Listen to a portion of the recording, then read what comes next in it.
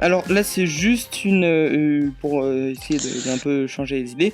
À ton avis, c'est quoi le pire service, la pire plateforme en ce qui concerne la protection de tes données personnelles? Et par exemple, je pense que la réponse de pas mal de gens, ce serait Google ou Facebook. Euh, à- pour toi, Mhm. là c'est purement ludique. Pour toi, c'est quoi la pire plateforme si jamais tu as une idée? Si jamais tu peux répondre aussi, parce que si ça se trouve, tu peux ne pas répondre. Également, Bon, moi, j'ai pas envie de désigner tel ou tel. Moi, j'ai plutôt envie de conseiller aux gens qui nous regardent et qui nous écoutent de prendre conscience qu'il faut qu'il faut faire attention à ne pas confier l'ensemble de leurs usages à une seule société. Hein, je pense par exemple Google. Moi, j'utilise de temps en temps les services de Google, ne serait-ce qu'avec YouTube sur lequel je mets mes vidéos. Mais il n'y a pas que Google dans la vie. On peut utiliser tout un tas de solutions alternatives. Pour ma part, je n'utilise pas Gmail pour mon mail, je n'ai pas de compte Facebook, mais il existe tout un tas d'autres solutions et il faut garder une diversité. C'est très très important de garder une diversité des usages et ne pas confier toutes nos données, tous nos usages à une seule société ou à un groupe de sociétés, ce qu'on appelle familièrement les GAFA. oui. Par exemple, en ce qui me concerne, j'ai ma chaîne YouTube, mais à côté de ça, j'ai aussi la chaîne Mhm. Twitch.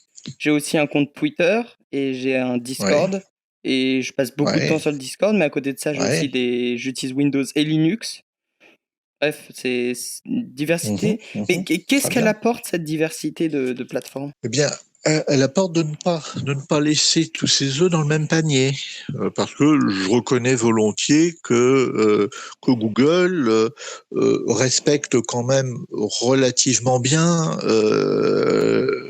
la vie privée de ses usagers. Mais qu'est-ce qui nous dit que ça ne changera pas un jour? Par exemple, je me suis posé la question quand j'ai voulu faire mes vidéos de vulgarisation du droit, est-ce que je les mets sur YouTube ou est-ce que je les mets ailleurs? J'ai pensé d'abord à les mettre sur Peertube, qui est un hébergement de vidéos collaboratifs. Bon, il se trouve que la charte d'utilisation de Peertube ne me satisfaisait pas puisqu'elle imposait de ne pas mettre ces vidéos également ailleurs. Or, pour moi, ça, c'est pas une clause en tant que libriste. Pour moi, c'est pas une clause qui est admissible pour moi. Mais si demain YouTube dit continuez de garder, de publier vos vidéos, mais vous nous devez 100 € par mois. Pour ma part, je n'en tire aucun profit de mes vidéos. J'ai pas l'intention d'en tirer de profit. Je vais pas en plus du temps que ça me prend, je vais pas en plus payer pour être hébergé, pour continuer d'être hébergé. Mais l'ennui, c'est que je perdrai à ce moment-là l'ensemble de mon référencement. Mm. Oui. Hein, un autre exemple, le mail, tout le monde ouvre son mail chez tel ou tel vendeur de mail ou fournisseur gratuit de mail. Euh, si demain Gmail devient payant, les gens qui ont leur mail chez Gmail, soit ils sont condamnés à payer, soit à partir, mais le coût de sortie risque d'être un petit peu important. Le coût de sortie, que ce soit financièrement pour reconstituer l'ensemble de son fichier client, par exemple, ou l'ensemble de ses archives, alors que si on a une adresse mail qui est indépendante de tout fournisseur de mail, on garde cette adresse mail, on peut la garder à vie. Mhm. Voilà, Donc, mais c'est une alors, façon de répondre.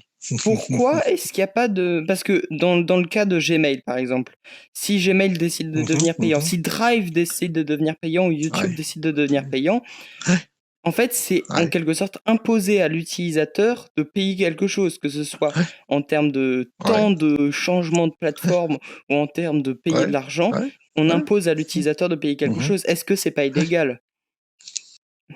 Non, c'est pas illégal, non. Non, non, pas D'accord. forcément. On a toujours la possibilité de dire non et de s'en aller. Mais en revanche, euh, euh, je ne vois pas l'intérêt de prendre ce risque-là.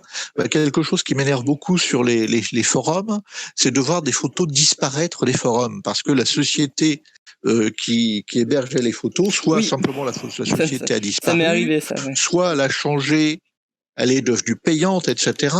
Et on cherche un tuto super bien détaillé par quelqu'un qui a passé des heures et des heures à le rédiger, à intégrer les photos, et tout d'un coup, le tuto devient amputé de l'ensemble des photos et devient inutilisable simplement parce que la personne n'a pas pensé à héberger ces photos de façon pérenne à un endroit qui serait pas soumis aux desiderata d'une société commerciale. Mais le problème que je vois, c'est que dans ce cas-là, on peut devenir facilement parano parce que, en fait, tous les services informatiques sont voués à soit mourir, soit s'arrêter un jour. Enfin, forcément, au bout d'un moment, on peut jamais savoir ce qui va arriver à Google, on peut jamais savoir ce qui va arriver aux sites de sauvegarde, genre Pastebin ou les sites d'images. On peut jamais savoir ce qui va arriver. Donc, Mhm. ça peut amener à une certaine paranoïa où on va se Bien dire sûr. tout mon contenu, au bout d'un moment, va être supprimé. Alors, être méfiant et être paranoïaque, ce sont deux choses différentes. Hein. L'humoriste disait que le paranoïaque, c'est pas dit on me téléphone parce qu'on en veut, c'est celui qui dit mon téléphone m'en veut. Il y a quand même une grande différence entre les deux. Moi, ma réponse, c'est la liberté de circulation des informations. Par exemple, le régime juridique sous lequel est placée la Wikipédia, hein, ce sont les licences Creative Commons.